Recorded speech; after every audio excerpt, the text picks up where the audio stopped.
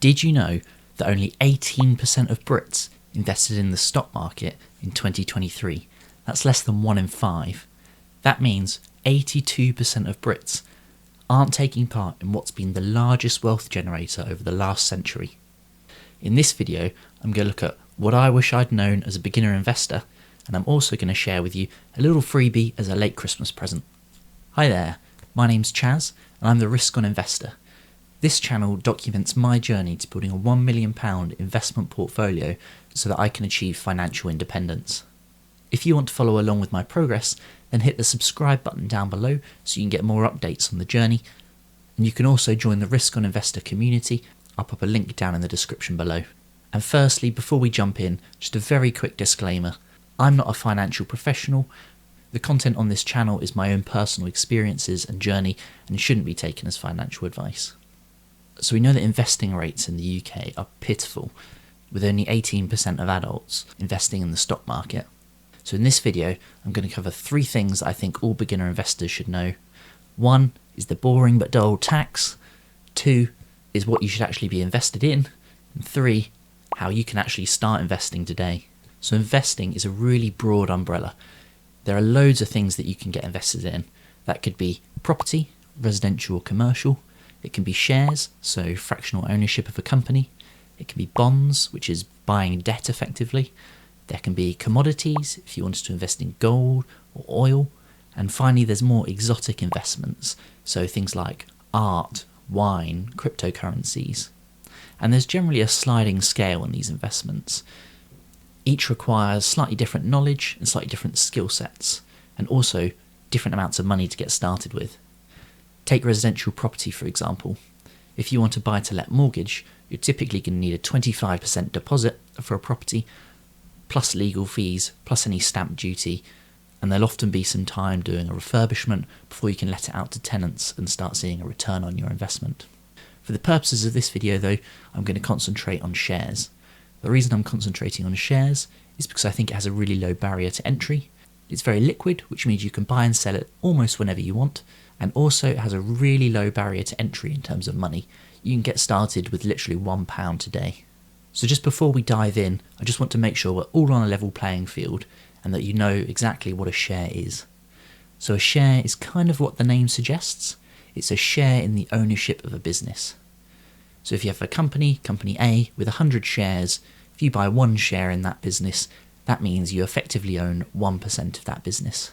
Shares can earn you money in a couple of different ways. There can be the actual appreciation of the share price.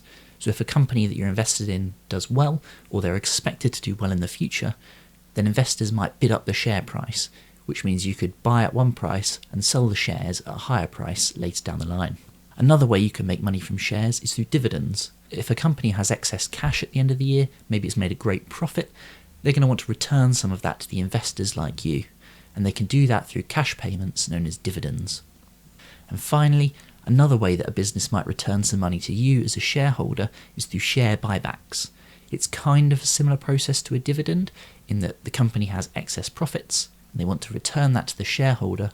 So what they do is they buy back their own shares, which reduces the amount of shares in circulation and should boost the share price of the shares that you own. So the first thing you properly need to understand as a newbie investor is taxes. Now taxes doesn't sound like a very interesting topic, and to be honest, it probably sent me to sleep as well. So I'm just going to briefly touch on it with the key points that you need to know. Taxes are really important to understand because getting your tax strategy wrong can cost you thousands in the long run. So even though it's dull, it's probably the most important thing to pay attention to in this video. So there are different ways you can be taxed on your investments in shares. One is you can be taxed on the capital gain. So when you buy a share and sell it for a higher price, you've made a profit or a capital gain on your share, and so the government comes along and they'll take a little slice of that. Another way you can be taxed on your shares is through dividend payments. So dividends also are taxed by the government because it's another form of income that you as the shareholder get.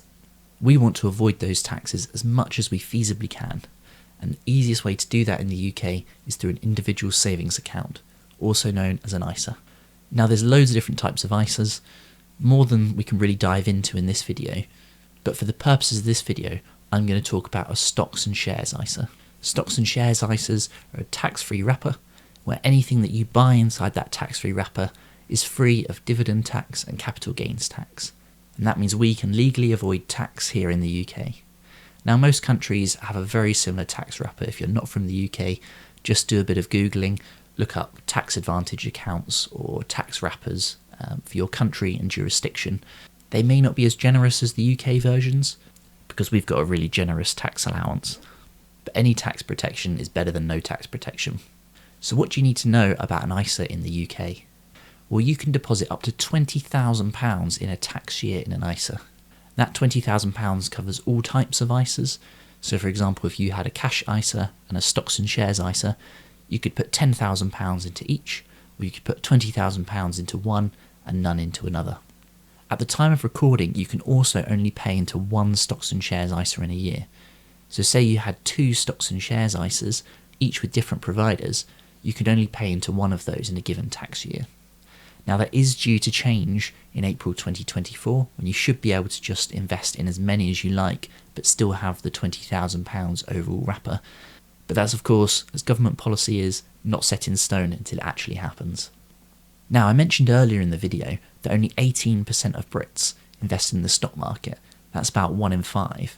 But did you know that there's only about 3.5 million stocks and shares ISAs in the UK? That means that only about 1 in 20 Brits are actually subscribed to a stocks and shares ISA. That means that way more people are investing in the UK buying shares outside of tax-free wrappers than are buying them inside of tax-free wrappers. And so clearly as Brits, we're really bad on our tax planning. So don't make the same mistake that most Brits are making. So now you know you want to buy shares, you want to do it in a tax-advantaged account. What next? Well, now we need to pick our investments.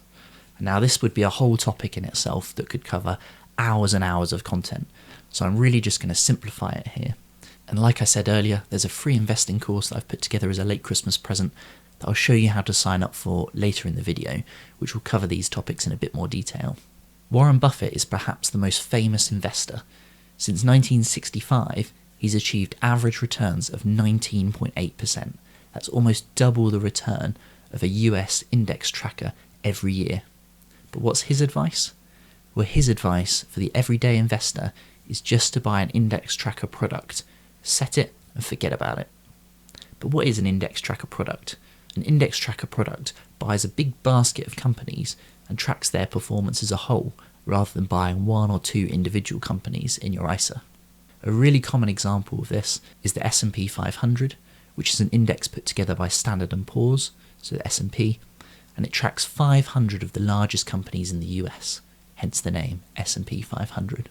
So by buying a product that tracks the performance of the S&P 500 index, you achieve some natural diversification in that if one company does really badly in that index, the rest of the index can still pull the index up.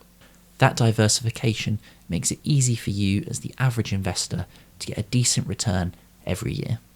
Over the long run, the S&P 500 has averaged around 10% per annum, and a global version, which tracks more than just the top 500 US companies, has generally achieved about 9% per annum, but with much less volatility.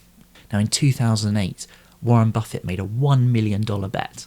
He bet that no one could pick a selection of actively managed funds that would outperform an S&P 500 tracker over the next 10 years. And by 2018, what do you know? He was proved right. So for the average investor who doesn't have the time to pick individual stocks, read the quarterly filings, listen to the investor earnings calls, then buying an index tracker is probably your best bet. And fortunately, index trackers can be paired with the ISAs that we talked about earlier. So now you know about ISAs and you know about index funds. It's time to put the two together and actually make your first investment. Now for my stocks and shares ISA, I use a platform known as Trading 212. Trading 212 is a commission-free platform where you don't pay any holding fees for having your account open. Now that's different to so many ISA providers where you'll pay a platform fee to hold your investments with them. That makes Trading 212 really cheap compared to most platforms, and they've also got a really wide range of investments that you can pick from. It is mobile first, but they do have a web application if you prefer, and what's even better is they're giving you free money to open your account. So if you join Trading 212 via a link that someone sends you, an invite code, and then make a qualifying deposit, which at the time of recording is just £1, then you have a chance to receive a free share worth up to £100. Now once you receive that share, you can sell it after a couple of days and just collect the money. So even if you don't end up using the tax-free account for the year, you've still made a little bit of money, so it's worth spending the time just opening an account. If you want an invite code so that you can get a free share, I'll put mine down in the description below. If you join and get a free share, I'll also get the same free share as you, so it's a win-win for both of us. So you've made it this far through the video. It was a bit of a whistle-stop tour. We've not had a chance to go really in depth on any particular topic. And so what I've done is created a free email course for beginner investors that covers a lot of what I wish I knew as a beginner investor. It goes into a bit more detail and it gives actionable steps in every email that you can take to improve your investing situation. It's completely free. At some point I might make it a paid for thing in the future, but for now it's completely free.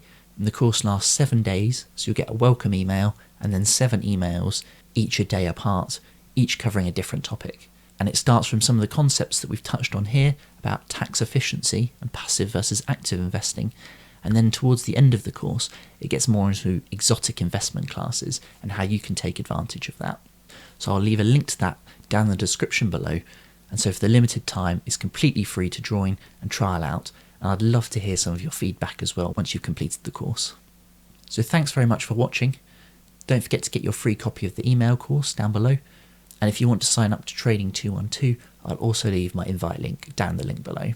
If you've enjoyed the video, please subscribe and hit the like button. It really helps small channels like mine. And I'll see you in the next video.